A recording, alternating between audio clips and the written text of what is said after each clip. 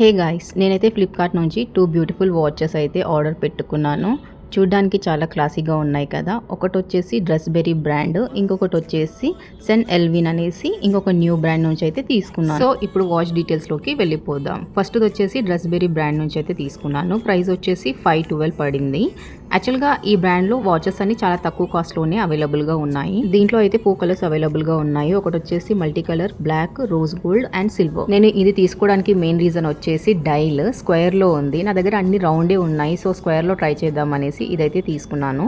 చూడ్డానికి అయితే చాలా బాగుంది. నెక్స్ట్ ఈ వాచ్ వచ్చేసి సెన్ ఎల్విన్ అనే బ్రాండ్ నుంచి అయితే తీసుకున్నాను. కలర్ వచ్చేసి బ్రౌన్. దీని ప్రైస్ వచ్చేసి 261 అయితే పడింది.